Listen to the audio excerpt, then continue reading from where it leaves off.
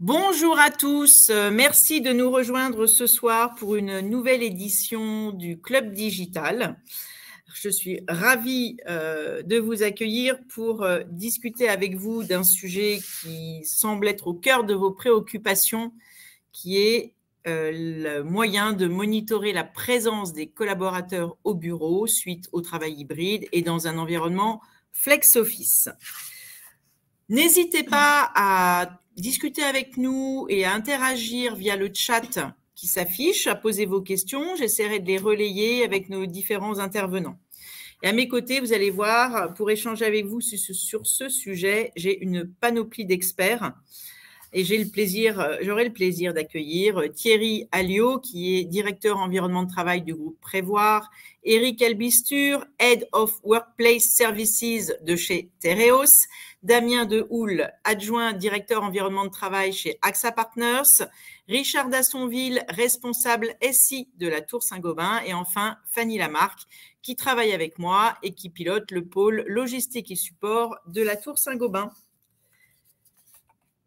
Alors, une fois qu'on s'est dit tout ça, on sait tous que cette crise sanitaire qu'on vient de traverser ensemble a profondément modifié la façon dont on envisage l'utilisation des bureaux et les raisons qui font qu'on vient au bureau. Le télétravail s'invite dans le quotidien. La majorité des entreprises ont signé des accords de télétravail à hauteur de 1, 2 ou 3 jours par semaine.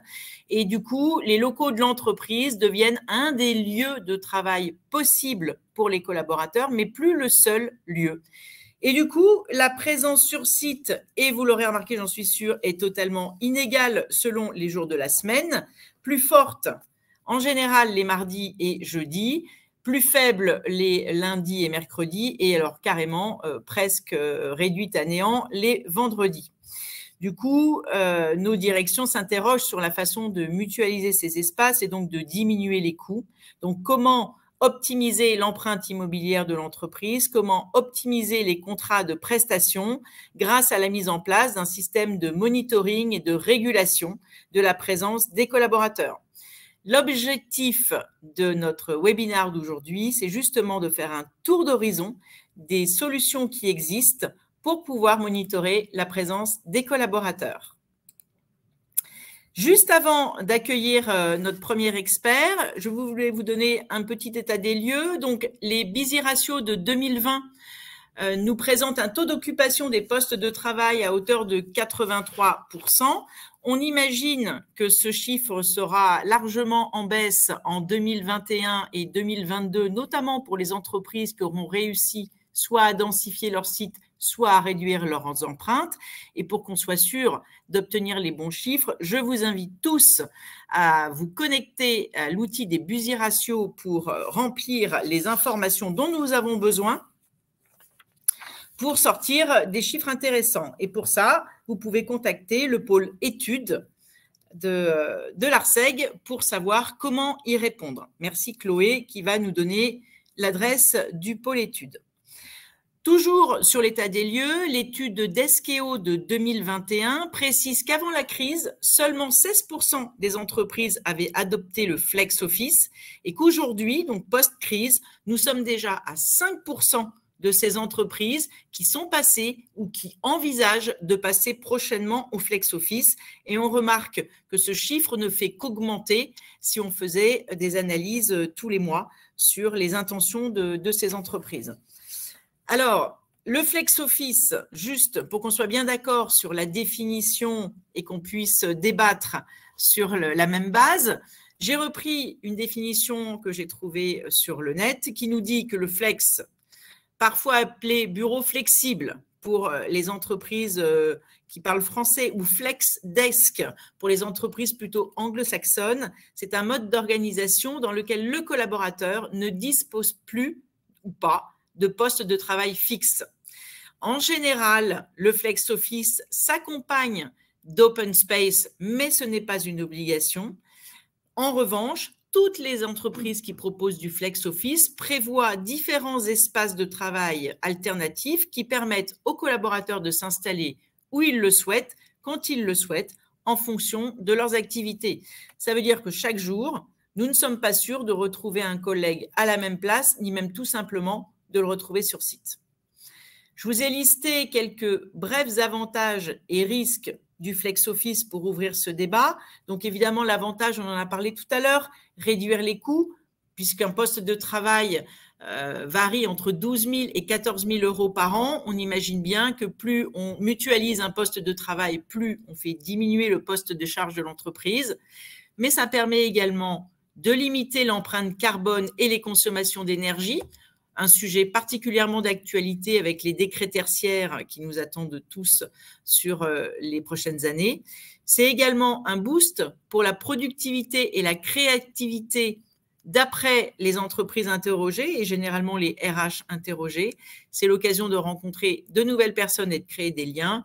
Et c'est moins de contraintes, plus d'espace collaboratif et moins de fatigue pour les collaborateurs.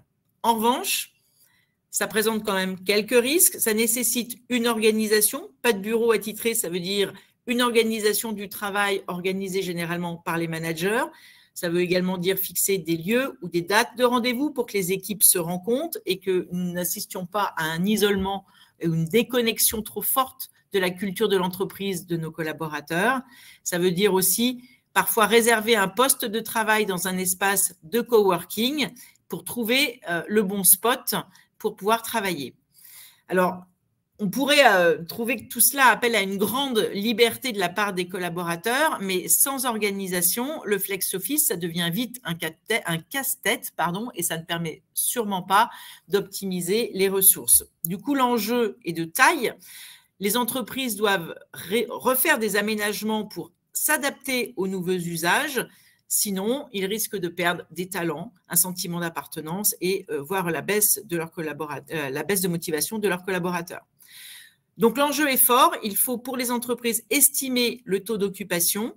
Passer au flex office nécessite donc bien de maîtriser la présence sur site de ses collaborateurs pour pouvoir la piloter et organiser une meilleure répartition et un meilleur usage des espaces. Et oui, et éviter évidemment que lorsque nous arrivons le matin, nous nous retrouvions avec notre sac à dos, le PC et plus aucun poste de travail disponible. J'en profite pour vous préciser quand même que le Code du travail précise que l'employeur est obligé de donner une position de travail aux collaborateurs. Donc, il n'est pas question d'en laisser quelques-uns sur le carreau ou de les voir repartir à leur domicile parce qu'ils n'ont pas trouvé de place. En revanche, vous aurez certainement remarqué, comme moi, que les places les plus intéressantes sur les plateaux sont les premières prises le matin. En général, on parle plutôt des positions à côté des fenêtres. On a parlé d'une présence inégale sur les jours de la semaine. Donc là, je vous ai juste remis le graphique de ce que je viens de vous expliquer. Et ce qui va me permettre du coup d'accueillir Richard Dassonville, avec qui je travaille étroitement dans la Tour Saint-Gobain. Richard pilote toutes les applications de la Tour Saint-Gobain et évidemment, nous réfléchissons ensemble aux solutions. Je crois qu'on a perdu Dominique. Bonjour, tu m'entends Richard? Bon, bah, écoutez, moi je t'entends. Allô, allô. Tu m'entends? Richard, est-ce que tu m'entends? J'espère que oui. Très bien. Bah, je vais démarrer. Alors, le souci, Chloé, est-ce que tu as la main sur la présentation? C'est parfait. Impeccable. On continue. Enchanté, je vais me présenter avant toute chose. Donc, Richard Dassonville, comme Dominique l'a dit, je suis responsable du SI de la Tour Saint-Gobain. J'ai un profil informatique. Je suis chez Saint-Gobain depuis 17 ans maintenant. J'ai travaillé 10 ans dans l'ITSM. Alors, pour les non-informaticiens, c'est le ticketing, voilà. Et donc pendant une dizaine d'années, j'ai déployé ServiceNow au sein de Saint-Gobain dans le monde. Et donc depuis mars 2020, je suis responsable de la tour qui a ouvert à peu près à ce moment-là. Mes activités sont sur 4 piliers: la partie SI sûreté, l'audiovisuel, la gestion technique du bâtiment, et la majorité de mon temps est consacrée au service aux collaborateurs. Et notamment sur la recherche de solutions concernant la régulation et les présences. Alors, Aujourd'hui, chez Saint-Gobain, on n'a pas encore fait de choix. J'ai fait beaucoup d'études, j'ai rencontré beaucoup de sociétés. Certaines sont d'ailleurs présentes à ce webinaire. Je les salue au passage. Et on a identifié 5 solutions qui pourraient répondre aux besoins de la gestion de présence des collaborateurs. Si on peut passer à la slide suivante, on aura le détail avec les avantages et les inconvénients de ces solutions. Alors évidemment, une des solutions, c'est de ne rien faire.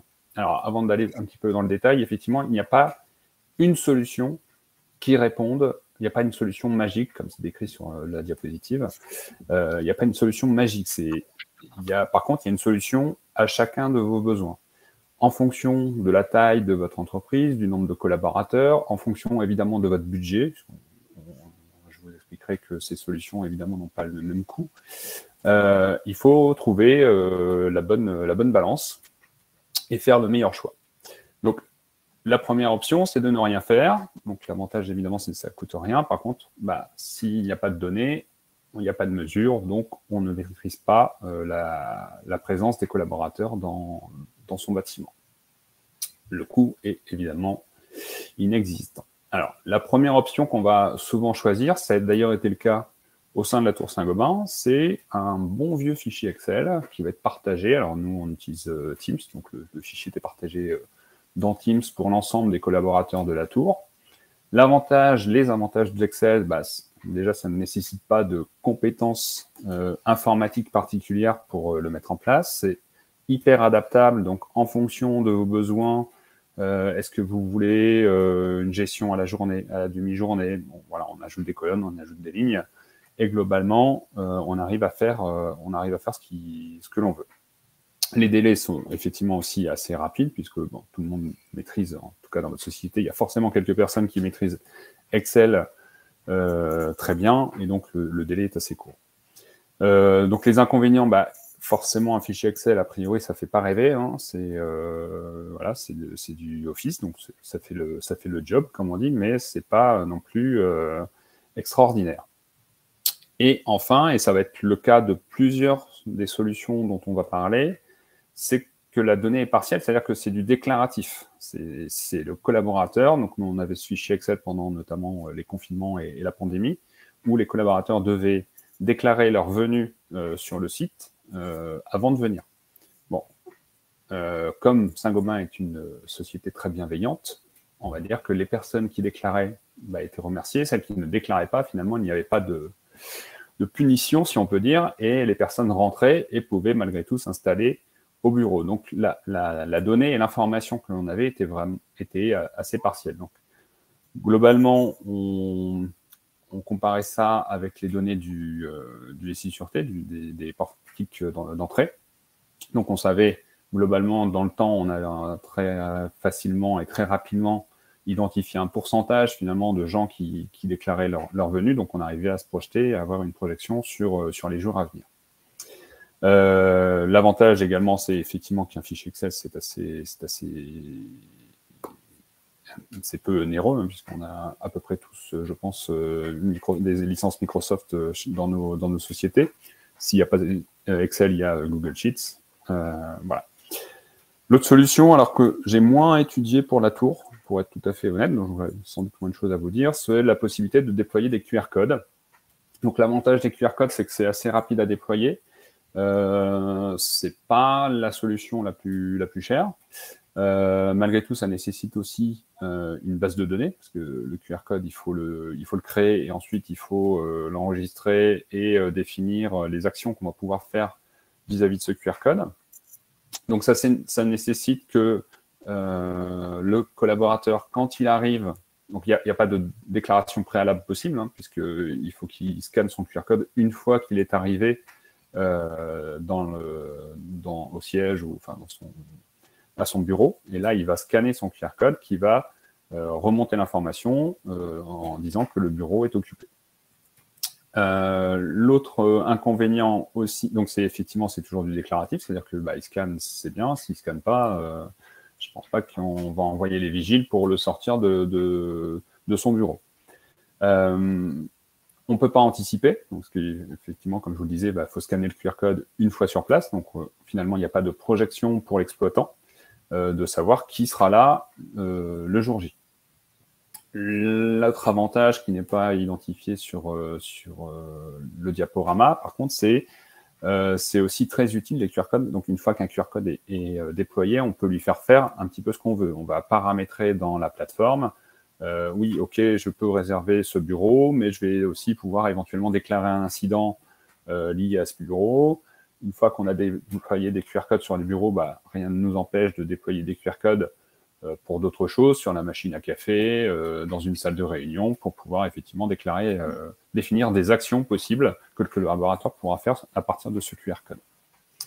Le coût est réduit dans le sens où c'est globalement souvent beaucoup moins cher qu'une application ou qu'un déploiement de capteur. Ça reste malgré tout un budget entre guillemets non négligeable. La quatrième option, je pense que je n'ai pas encore récupéré Dominique, mais Dominique, tu me fais signe dès que tu reviens. La quatrième solution, c'est le déploiement d'une application informatique.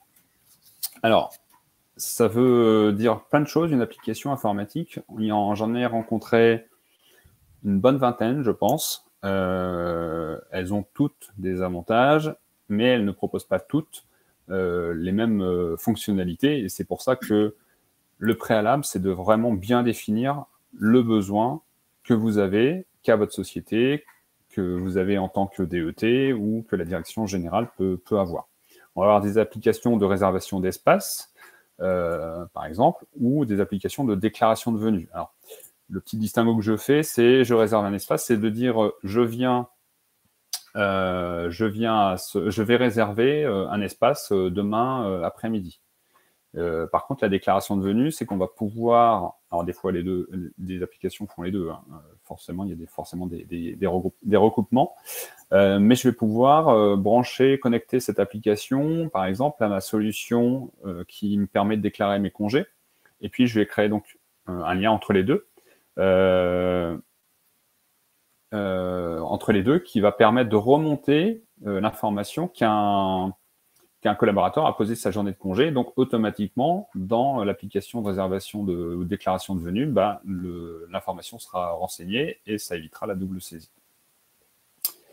À partir du moment où on a une application informatique, on va pouvoir éventuellement le coupler au système d'accès. Pour les sociétés les plus contraignantes, qui mettent le plus de contraintes, on pourrait dire si le collaborateur n'a pas déclaré sa venue aujourd'hui, mardi 17 mai, eh bien, quand il va badger au PNG en bas, le système d'accès ne va pas l'autoriser à rentrer. C'est un peu rude, mais ça peut être fait en tout cas. Donc là encore, alors par contre l'avantage par rapport à un fichier Excel notamment, c'est que l'adhésion peut être très bonne si l'application est ergonomique, un peu sexy, qu'on peut un peu mettre aux couleurs de notre entreprise. Forcément, le collaborateur va être un peu alors excusez-moi, je vois des messages qui passent et apparemment c'est moi qui ai un souci. Donc vous m'entendez ? Alors, Dominique, je vois que tu m'entends. Oui, d'accord, vous m'entendez. Je continue.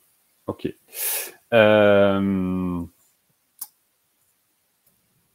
Et Dominique, si tu veux me poser des questions, vas-y, je les vois, mais effectivement, je ne m'entends pas.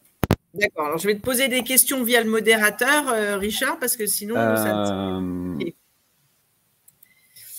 Alors, la première question... Donc l'inconvénient aussi, c'est que les données peuvent être partielles, puisque c'est là encore du déclaratif. Donc, sauf évidemment si on couple ça au système d'accès, là, le collaborateur aura une contrainte, et devra déclarer sa venue. J'ai vu ta question, Dominique, je termine. Après, l'inconvénient également, c'est que le processus de décision peut être plus long. Effectivement, de décider de déployer un fichier Excel, c'est assez rapide et comme le coût est très faible, ça se fait assez rapidement. Une application, ça coûte quelques milliers d'euros, donc forcément. Et puis, il ne faut pas se tromper. Et donc, on a un process effectivement de décision un peu plus long. Dernière solution, et je répondrai à tes questions, Dominique, après. Les capteurs, donc, sont des capteurs, des petits boîtiers que l'on va positionner, puisqu'on parle des desks, hein, donc on va positionner sous les bureaux, et qui vont capter la présence d'un collaborateur ou non. Donc, l'avantage, c'est que c'est une donnée temps réel, c'est-à-dire que autant l'application, c'est de dire je viens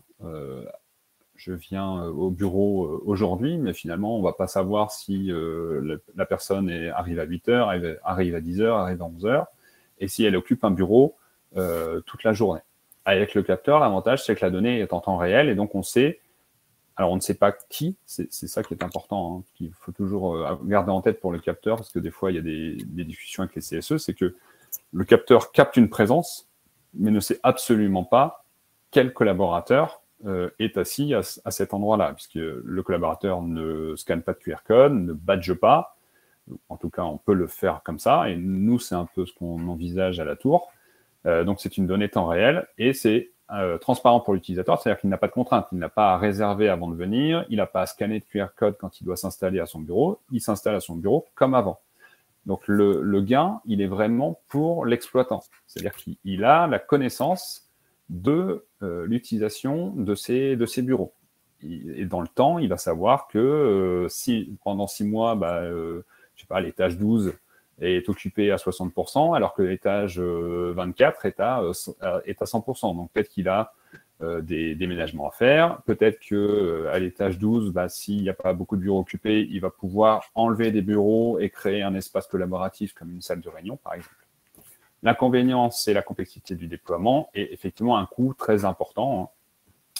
On est globalement, alors en parlant uniquement du capteur du boîtier, parce qu'il y a d'autres fonctionnalités, d'autres architectures à déployer, mais un capteur, globalement, c'est environ 50 € pièce. Donc, en fonction du nombre de bureaux que l'on a, évidemment, les prix s'envolent. Alors, comment choisir une solution plutôt qu'une autre? Eh bien, c'est ce que je vous ai dit un petit peu en introduction, ça va dépendre énormément de votre besoin et de ce que vous voulez permettre à vos utilisateurs. Ça va aussi dépendre beaucoup de votre budget. Alors, je sais qu'il ne me reste pas beaucoup de temps, donc je vais répondre aux questions que me pose Dominique sur le chat. Alors, qui traite la donnée? La donnée est traitée par le service informatique, mais l'objectif, c'est bien que cette donnée remonte, par contre, dans un dashboard, un data hub ou quoi que ce soit, pour que l'exploitant, donc la direction d'exploitation ou la direction de l'environnement de travail, puisse accéder à ces informations et en tirer les conséquences. Alors, j'ai fait des tests, oui, avec quelques applications, et je suis en train de mettre en place un POC avec une solution de capteur. Je ne sais pas dans quelle mesure je peux les nommer, mais je pourrais vous les donner si vous le souhaitez. Voilà.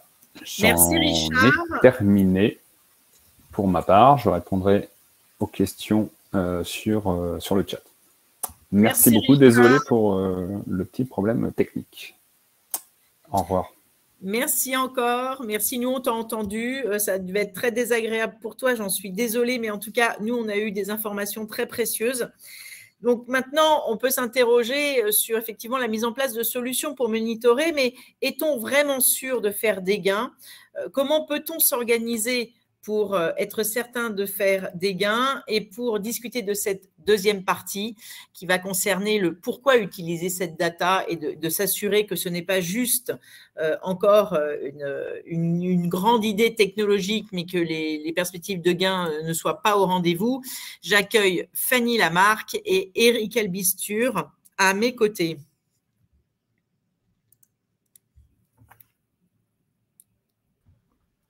Bonsoir à tous. Bonsoir Eric. Bonsoir. Bonsoir Fanny. C'est en mute, oui. Eric, du coup, alors, qu'est-ce que tu en penses, toi? Est-ce que toutes ces solutions pour monitorer la présence des collaborateurs nous amène vraiment à de réelles perspectives de gains. Parce que finalement, Richard nous dit qu'il va faire un POC. Donc finalement, on n'a pas tous beaucoup essayé ces solutions. Donc est-ce que c'est encore une lubie technologique ou est-ce que vraiment tu penses qu'on peut gagner sur plusieurs sujets et si oui, lesquels? Pour moi, assurément oui, puisqu'aujourd'hui, comme tu l'as dit en introduction, l'objectif, c'est quand même de concilier de la performance économique, puisque quand nos patrons se promènent dans nos entreprises et qu'ils voient les bureaux plus ou moins occupés, certains, ça les rend dingues, et accessoirement, ils ont besoin que l'entreprise se reconnecte avec ses collaborateurs. Donc, pour moi, la data et les outils dont on vient de parler doivent nous aider à concilier ces deux choses qui sont en première intention peut-être antinomiques, mais qui sont une réalité. Donc, pour moi, bien sûr, c'est un grand oui. C'est pas gadget. On va avoir besoin de ça pour répondre à ce dilemme. Je ne sais pas si c'est le bon terme, mais entre guillemets, rechercher la performance d'un côté et puis reconnecter l'entreprise et ses collaborateurs de l'autre. Oui. Et comment penses-tu qu'on va calculer ce retour d'investissement? Ça peut nous aider à répondre à nos directions générales quand on va leur vendre des solutions. Écoute, c'est très simple, hein. Tu sais, en introduction, on avait un coût au poste de travail avec des taux d'occupation. Donc, quand tu es à 0,8 à 12 000 euros le mètre, le coût réel du poste de travail, c'est pas 12 000, c'est un petit peu plus, c'est peut-être 18 ou 19. Je ne sais pas comment. Enfin, j'ai pas une calculette en tête, mais le coût réel est plus important. Donc, si demain, comme tu le disais, on arrive à mieux optimiser les espaces et leurs usages, on peut avoir un coût à l'unité, on peut avoir un coût à l'unité qui est en apparence peut-être plus important, mais au réel, on va avoir des gains.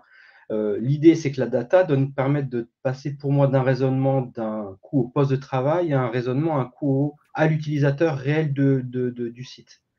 Donc, si on y arrive avec cette donnée et surtout avec nos partenaires, ce sera bien. D'accord, ça nécessite quand même qu'on fasse des mesures avant-après. Tout à fait. Parce que finalement, il faut bien qu'on ait un deal, ou en tout cas qu'on ait un deal à proposer en disant voilà la situation à date ou la situation aujourd'hui, et être capable demain, quand on mesurera l'usage, quand on mesurera la fréquentation réelle, etc., mais de se dire en quoi on a gagné. En quoi on a gagné pour l'entreprise. Ne pas être sur des données faciales ou des coûts faciales. C'est en quoi on a gagné pour l'entreprise. Et qu'est-ce qui fait qu'in fine, peut-être que le coût sera peut-être plus important, mais ça voudra dire peut-être derrière que les taux de présence dans l'entreprise seront peut-être plus importants que le voisin. Donc, entre directeur général ou DRH, ils pourront comparer. Ils auront peut-être des KPI de fréquentation des sites, tu vois, ça pourrait être intéressant. Ils pourront mettre ça en face de la performance immobilière des entreprises pour pouvoir un petit peu savoir s'ils sont à la cible qu'ils avaient imaginée. Alors, je vais être volontairement un peu provocante, Eric. Puisqu'il n'y a personne ou pas grand monde sur les sites le vendredi, est-ce qu'il n'est pas plus simple de fermer le vendredi? Écoute, c'est une solution, mais au niveau du code du travail, je ne suis pas sûr que j'ai le droit, puisque comme tu l'as dit tout à l'heure, l'entreprise doit fournir un lieu de travail aux collaborateurs qui le souhaitent. Donc, sauf à transformer tous les contrats de travail du lundi au jeudi, je pense qu'on sera quand même tenu d'avoir le site, de proposer une solution de travail, peut-être pas le site ouvert, mais peut-être du tiers-lieu et autres. Mais ça, c'est la data qui nous aidera à construire cette solution. Et voilà, donc la question, dans mon entreprise, la question se pose. La question s'est posée, donc les RH nous ont rappelé un cadre, puisqu'on est quand même dans un pays de droit, donc on ne veut pas ce qu'on veut et n'importe comment, parce que typiquement, fermer un site, c'est très lourd en termes de dialogue social. En tout cas, fermer un jour, c'est très lourd en termes de dialogue social. Mis ça dans une négo télétravail, voilà, si on peut trouver d'autres leviers de performance avec la data, aujourd'hui, on est plutôt dans cette démarche-là dans mon entreprise. Oui, on n'est donc pas prêt de fermer les bureaux, on aura toujours besoin d'un siège et d'un site pour les entreprises, c'est ce que tu dis. On aura peut-être besoin de plusieurs lieux de travail, comme tu le dis. Donc peut-être que si l'entreprise demain, pour une raison qui lui appartient, décide de fermer son siège, c'est-à-dire que tu décides de fermer la Tour Saint-Gobain, le vendredi pour des raisons et parce que tu as des vrais gains en termes de coûts d'exploitation des coûts immobiliers. La contrepartie, c'est que tu seras obligé de proposer à tes collaborateurs d'autres solutions. Et pour définir et designer ces solutions, la seule vérité, ça sera la data que tu arriveras à collecter et à consolider sur une période avant décision, parce que sinon tu peux pas imaginer les bons scénarios si tu n'as pas un minimum de données. Tu en es où, toi, de cette réflexion chez Tereos? Écoute, chez Tereos, on a été assez brutal, puisque fort de ce constat, puisque moi je suis dans une entreprise qui est une entreprise agricole, donc l'euro-paysan n'est pas une légende, et donc sur notre implantation parisienne, il a été décidé de diviser par 2 les mètres carrés. Voilà, diviser par 2 les mètres carrés, de mettre en place un flex. Donc être exemplaire sur ces sujets-là. Ça veut dire un taux de partage à quelle hauteur chez toi? 0,6. Ouais. Ce qui est très ambitieux quand même par rapport à ce qu'on observe. C'est très ambitieux, mais quand on a fait le POC, on a associé les collaborateurs, les managers, puisqu'on est sur le COMEX, les managers étaient de la partie, donc ça a fonctionné. Alors, c'est sûr que là, le calcul du retour sur investissement, dès lors que tu divises le nombre de mètres carrés par 2, il est très simple à réaliser. Hein. Ce n'est même pas la peine de faire des tonnes de mesures. Tu as raison, mais d'un autre côté, tu as les risques que tu évoquais tout à l'heure. Tu as les risques que tu évoquais par rapport à la perte de lien entre l'entreprise, et ça peut coûter de l'argent. Le turnover est quelque chose qui est un indicateur fort qu'on suit beaucoup dans l'entreprise. Donc, et aujourd'hui, la traduction directe de ce changement de paradigme, c'est que dans les objectifs de l'environnement de travail de l'entreprise, aujourd'hui, on est sur comment l'environnement de travail participe à l'attractivité, à la rétention des talents. On en est là aujourd'hui. Donc, bien sûr, il y a la partie économique qu'on évoquait ensemble, mais bien sûr, on en est là. Tout à fait. Donc, tu divises ton nombre de mètres carrés par 2. Tu as posé des capteurs? Non, on est sur une formule de type QR code. Formule, ok. Et qu'en disent les organismes qui gèrent les instances représentatives du personnel, le CSE par exemple? Nous, ils nous ont posé une question, ils nous ont dit, vous allez, ce que je dis bien sûr reste autour de ce chat, hein, ils m'ont dit, monsieur Albistur, Eric. Voilà, et vous êtes gentil, vous nous expliquez que vous allez diviser les mètres carrés par 2 et qu'on va être mieux. Donc j'ai du mal à comprendre. Donc c'est comme ça que se pose la chose. Donc après, on prend les choses dans l'ordre, puisque finalement, comme le disait tout à l'heure notre ami de la DSI, on a transformé une partie des espaces pour répondre vraiment à ce besoin. Et derrière, on a co-construit avec les collaborateurs la manière dont ils veulent vivre le site. Et in fine, on s'est rendu compte que le seul point de crispation, en tout cas d'attention des collaborateurs, c'était d'être sûr que s'ils réservent une place, ils ont une place. Parce qu'à l'arrivée, nous, on est sur 2-3 jours comme beaucoup d'entreprises. À l'arrivée, quand on vient moins souvent sur son lieu de travail, c'est comme quand on prend le train. On peut faire l'effort de réserver sa place. Et si en plus derrière, on est sûr de l'avoir cette place et qu'en termes de service, on est au rendez-vous, on a un deal. Eh ben, super, merci pour cette transition, Eric. Fanny, comment fait-on du coup pour optimiser aussi les services et les contrats de prestation? Parce que qui dit un collaborateur qui n'est plus présent tous les jours, dit aussi également, est-ce que j'ai intérêt à garder le même niveau d'activité avec mes prestataires ou le même niveau de service, ou est-ce que là encore, je peux faire un peu d'économie? Alors, sur les services, je peux prendre par exemple le nettoyage. Le nettoyage, on a avec la donnée cette possibilité d'optimiser l'organisation des équipes d'entretien et donc de simplement mettre en place des plannings qui sont plus adaptés par rapport à la fréquentation des étages ou à la fréquentation des lieux. On a la possibilité d'avoir des capteurs de consommation qui permet aux équipes de passer quand là il est nécessaire de passer et plus de passer systématiquement. On optimise donc le temps des agents et on permet de travailler sur des espaces qui nécessitent peut-être plus de temps ou de travailler sur des demandes urgentes d'intervention. On optimise donc le contrat. On peut, grâce aux présentations faites par Richard, si on met en place des capteurs ou des QR codes, peut-être mieux cibler les bureaux qui sont à nettoyer et donc nettoyer à la présence. Voilà, c'est ce genre de solutions qui peuvent être plutôt bénéfiques dans nos contrats de nettoyage.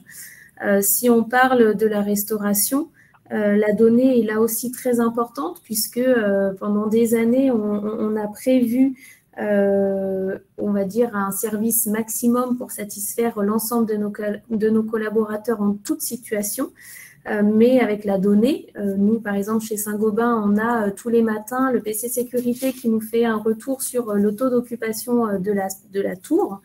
Grâce à cette donnée qui nous est transmise, notre prestataire de restauration sait exactement le taux d'occupation de la tour, c'est donc quel est le taux quel est le nombre de repas à prévoir.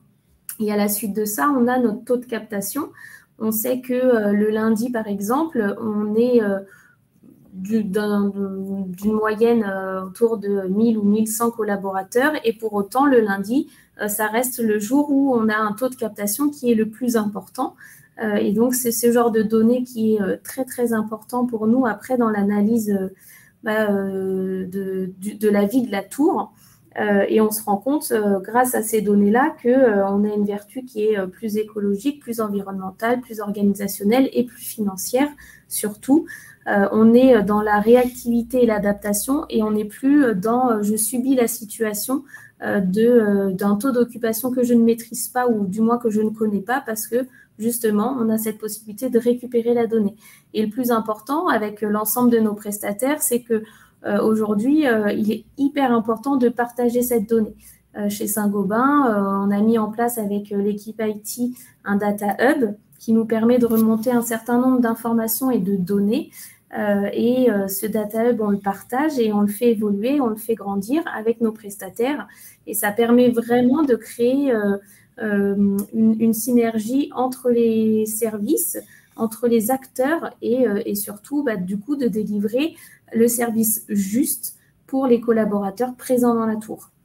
Mais du coup, comment est-ce que tu interagis avec tes prestataires? Quel est le mode de communication qu'il faut établir entre la réception de la donnée, l'intégration, la compréhension de la donnée par le prestataire pour qu'il puisse adapter son service ou sa prestation?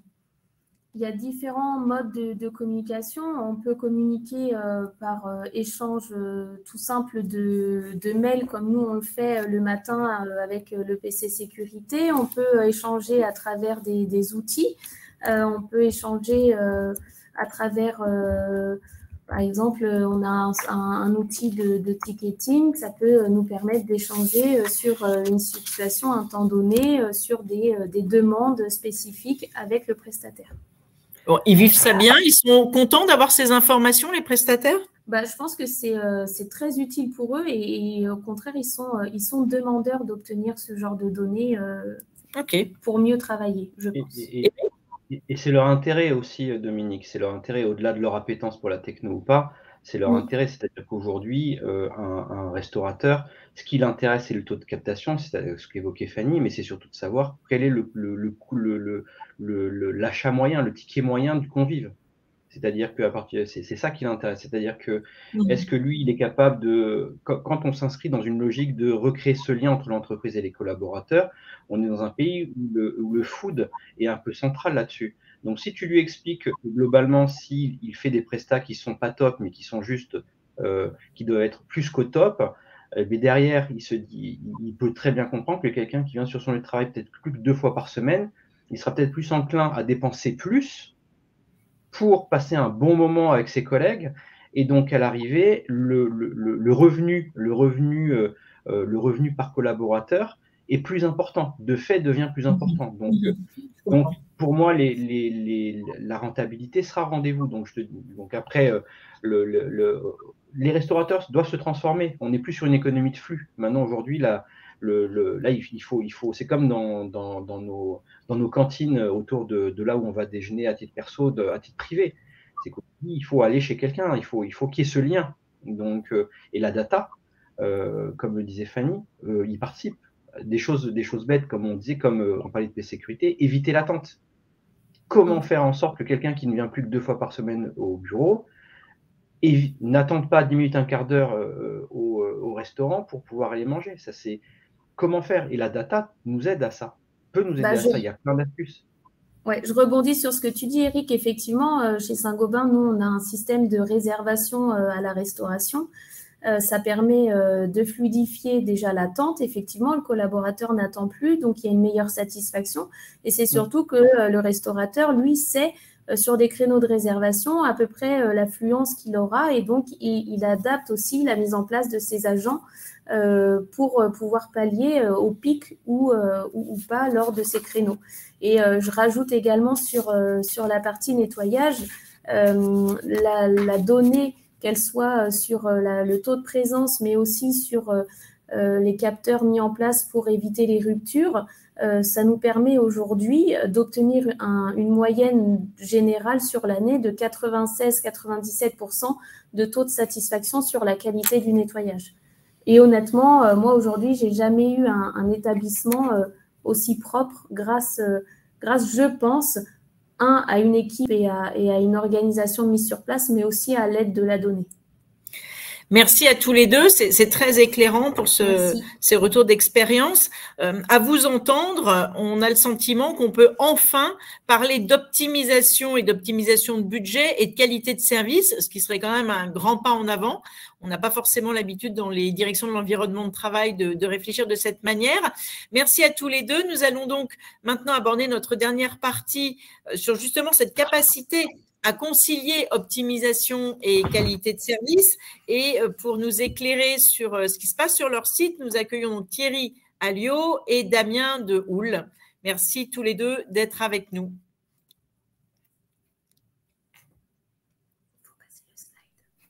Bonjour. Bonjour à tous.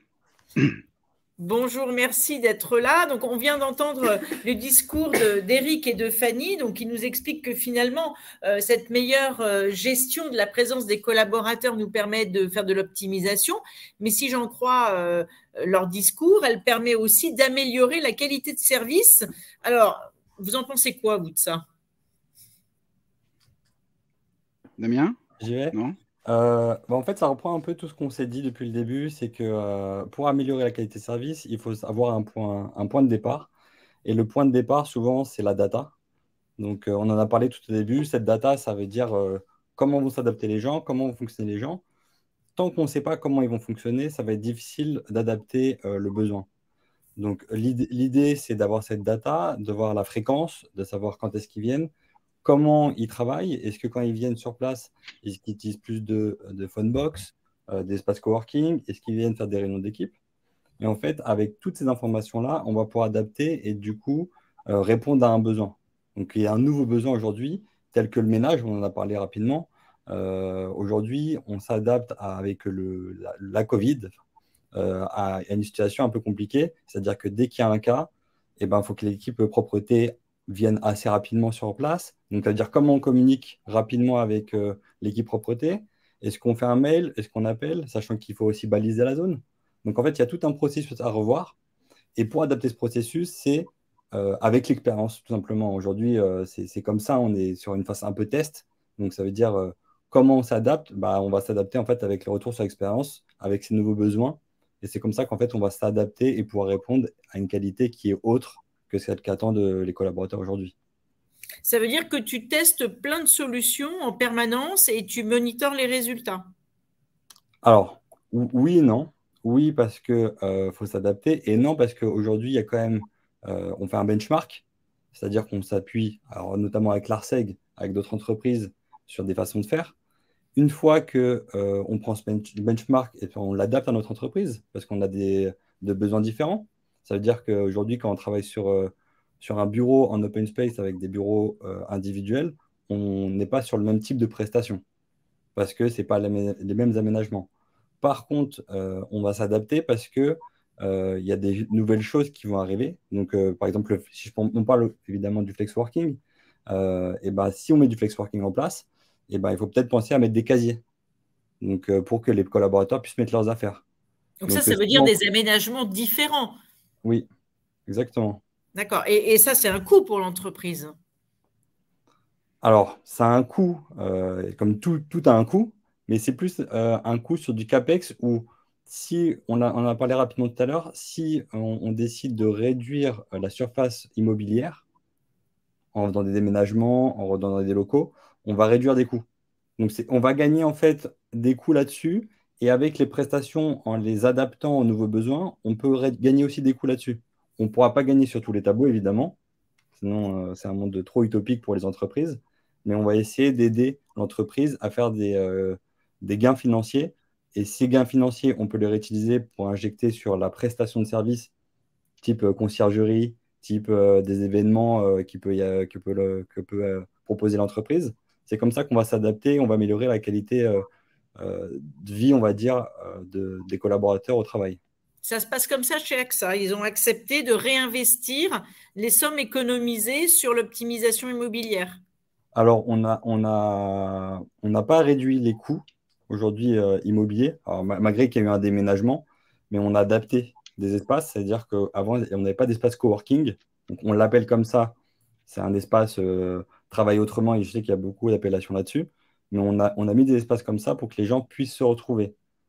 Donc, éviter qu'il soit, parce que du coup, on a aussi mis un système de réservation de place.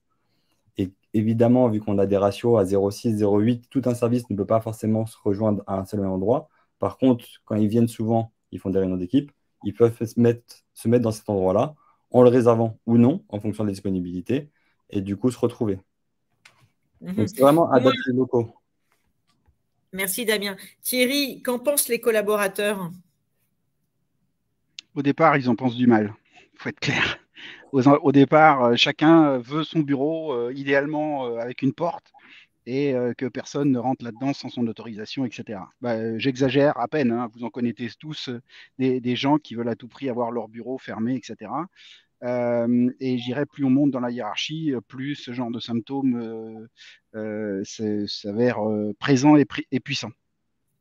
Mais concrètement, tous les intervenants avant l'ont bien dit, l'idée de base, c'est d'abord et avant tout d'optimiser, de rendre des services différents en fait. Quand on met 40 ou 50 mètres carrés par personne, on n'a pas besoin d'optimiser, on met à disposition et les gens utilisent à peu près comme ils veulent, n'importe comment. La question ne se pose pas. À partir du moment où on commence à densifier, et on le fait par du flex, on le fait avec du télétravail, on le fait par différents biais.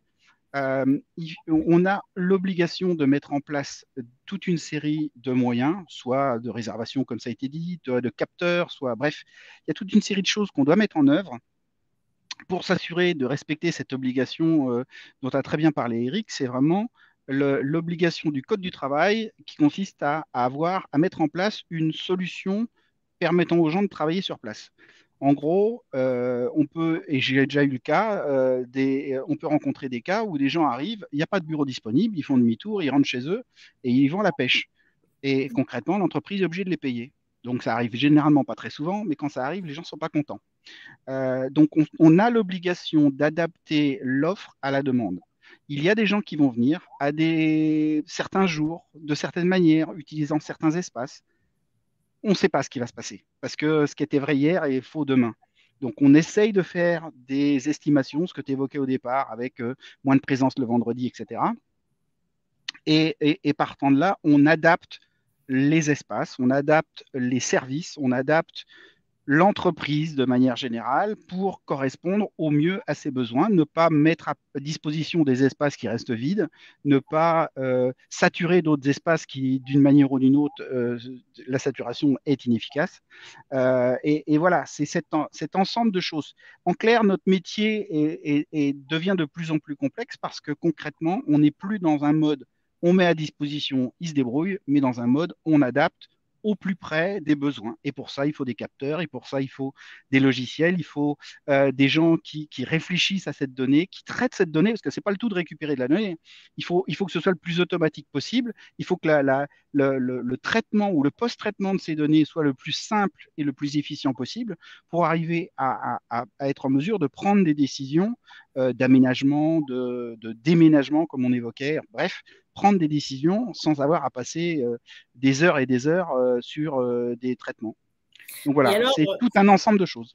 obligation de réserver un créneau de restauration, obligation de réserver un poste de travail, de déclarer sa venue. Le collaborateur, il n'a pas l'impression d'être un peu fliqué? Si, et généralement, ça dépend des cultures d'entreprise en fait. Moi, par le passé, par exemple, j'étais chez Ericsson, la notion même de réservation posait problème, même pour des salles de réunion. Les gens devaient avoir à disposition les espaces correspondant à leurs besoins sans réserver. Donc, partant de là, on s'approche du lean management dans les avions où on estime que tel jour, il y aura tel type de besoin, où on aménage à l'avance, on se garde une marge la plus petite possible pour correspondre à tel et tel besoin. C'est vrai en termes de service, c'est beaucoup plus difficile d'ailleurs, hein, puisqu'on a beaucoup parlé des aménagements des espaces. Mais en termes de service, le ménage à la demande, c'est un casse-tête incommensurable. On ne peut pas, comme ça, sur un claquement de doigts, déterminer que demain, il y aura 3 femmes de ménage en plus ou en moins. Ça ne marche pas, ce genre de fonctionnement. Donc, c'est beaucoup plus long à adapter les services que les aménagements. Généralement, on pense l'inverse, mais c'est généralement beaucoup plus dur de rajouter une femme de ménage que de rajouter 40 chaises dans une salle de réunion. Et voilà, c'est ce type de difficulté qu'on rencontre. Mais il y a des entreprises chez qui ça passe très bien, hein, la réservation du restaurant, la réservation, tout. Selon les cultures d'entreprise, ça peut passer très très bien. Mais il y en a d'autres où ça passe pas du tout. Damien, chez toi, ça passe bien? Alors, comme il dit Thierry, en fait, oui et non. Il y a toujours une population qui est contre ça parce que c'est le fait de réserver, on a l'impression d'être fliqué, comme tu l'as dit, Dominique. Le fait de réserver, ça prend du temps. Le fait de réserver et trouver des personnes qui sont sur nos places attitrées, alors qu'on a réservé, c'est comme quand vous prenez le train ou vous allez au cinéma, hein. Vous avez réservé, vous avez fait l'effort sur une telle date à une telle heure et vous retrouvez quelqu'un, bah ouais, c'est pas plaisant. Donc effectivement, il y a ce retour d'expérience qui est pas bonne. Par contre, sur la majorité des gens, le fait de voir du télétravail, donc Thierry l'a dit tout à l'heure, c'est vrai qu'il y a des gens qui prennent du temps personnel sur le temps de travail. Il y en a très peu, mais ça arrive. Donc ça se sert assez rapidement souvent. Pour autant, le fait de pouvoir jongler entre vie perso, vie pro, notamment par exemple sur la pause du midi où ils vont pouvoir faire leurs courses, contrairement au travail, et ben, il faut que le manager ou il faut que l'entreprise accepte que la personne ne sera pas là de midi à 13h parce qu'elle prend du temps pour soi. Et là, elle le prendra réellement. Quand on est au travail, on ne le prend pas forcément réellement. Sauf si on va au sport, sauf si on va faire un tennis, etc. Mais quand on est au travail, souvent, on est au travail tout le temps. Donc même quand on va manger, on va croiser des collaborateurs qui vont nous dire « Ah, j'ai problème de froid, j'ai problème de chaud, etc. » Alors qu'on est en train de manger. Là, c'est vrai que le fait de partir là-dessus, alors j'ai parlé pour le DT, hein, mais pour les collaborateurs, même les comptables ou autres, quand ils sortent de l'univers du travail, ils éteignent l'ordinateur, ils le ferment, ils passent à autre chose, et là, ils prennent du temps vraiment pour eux. Donc, merci Damien. J'ai une dernière question pour tous les deux. Dans quelle mesure vos prestataires ont cette capacité à se remettre en question? Parce que moi, je veux bien qu'on parle du travail à l'usage, du monitoring sur la restauration. On pourrait très bien aussi imaginer des plannings sur des interventions de maintenance de bâtiments qui soient liés à un taux de présence plus faible, etc. Mais est-ce que vraiment nos prestataires ont cette même perception que nous de l'amélioration que cela peut nous apporter, et est-ce qu'ils sont prêts à modifier leur contrat, par exemple, et par conséquent, leur coût? Parce que nous, on parle d'optimisation, mais pour eux, ça veut dire moins de chiffre d'affaires. Alors, bon, je vais répondre à celle-là. Alors, concrètement, moins de chiffre d'affaires, généralement, ils ne sont pas volontaires. Pour faire court, s'ils peuvent éviter, ils sont assez d'accord. Donc, Ça veut dire en gros, en fait, il n'y a pas de bonne réponse à ta question puisque ça dépend de la nature du service. Si la nature du service est technique, pour un contrat multitech par exemple, euh, ça va être une conséquence, mais ça va pas obligatoirement un choix direct. On va programmer un chauffage de manière différente. Voilà, il va y avoir plus de gestion, mais concrètement, la clim, elle va devoir être maintenue de la même manière, etc. Donc l'impact, il est relativement faible, d'autant plus qu'il y a généralement, ça dépend des bâtiments bien sûr, mais il y a généralement un taux de présence des techniques moins important que des gens de service. À l'inverse, si on est sur des notions de service, j'en sais rien, personnel d'accueil, le restaurant, etc., c'est beaucoup plus compliqué. Si vous divisez par deux, par exemple, le nombre de plateaux sur un repas de restaurant, ça veut dire que dans l'absolu, soit un jour vous avez trop de monde, soit le lendemain, vous n'avez pas assez de monde pour préparer et faire et réaliser tout. Bref, vous n'êtes jamais adapté. Ils ne peuvent pas changer. Ils ne font pas des contrats à la journée, ces gens-là. Ils ne peuvent pas adapter concrètement et intégralement à toutes les variations qui seront mises en place. Et c'est là qu'on commence à avoir des discussions compliquées avec les prestataires, parce qu'eux aussi ont leurs obligations du code de travail, parce qu'eux aussi ils ont leurs obligations business qui leur demandent d'avoir certaines variations. Mais il y a des gens, il y a des sociétés qui commencent à avoir certaines solutions. Alors, ça marche ou ça marche pas, ça permet de s'adapter ou pas. Par exemple, d'avoir un pool, je pense au restaurant par exemple, de viser une valeur moyenne, d'accepter de faire des mesures, d'accepter d'avoir des pertes ou des gains en fonction des jours. Et quand on sort au-delà de ces seuils, à ce moment-là, ils font appel à des équipes volantes qui peuvent venir avec très peu de préavis pour compléter. On peut imaginer ce type de réaction ou ce type de fonctionnement sur d'autres services comme le ménage ou autres, mais ça reste relativement limité et ça reste relativement... ça se limite à des tâches assez simples, en fait. Dès qu'on va avoir... si on cherche à avoir ce type de souplesse avec l'hôtesse d'accueil qui connaît tout le monde dans la maison, ne cherchez pas, il n'y en a qu'une. Hein. Si elle n'est pas là, le service correspondant n'existe pas. Point. Donc voilà, l'adaptation, elle a différentes formes. Merci à tous les deux. C'est presque la fin déjà de notre webinaire.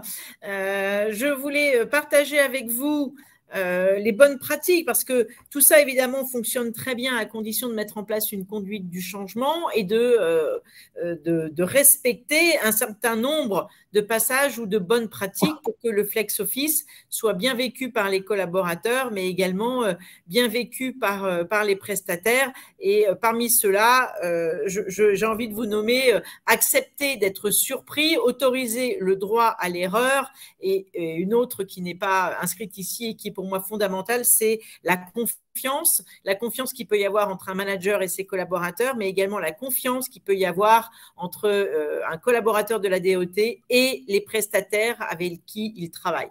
Donc pour moi, la confiance est vraiment la base de tout. Merci à tous d'avoir suivi ce webinaire. Merci à tous les participants de nous avoir apporté leur point de vue et leur expertise. Je vous donne rendez-vous le 6 décembre prochain pour un nouveau webinaire du Club Digital. Eh bien, dis donc, je vous souhaite une excellente soirée à tous. Merci. Bonne soirée à tous. Au revoir.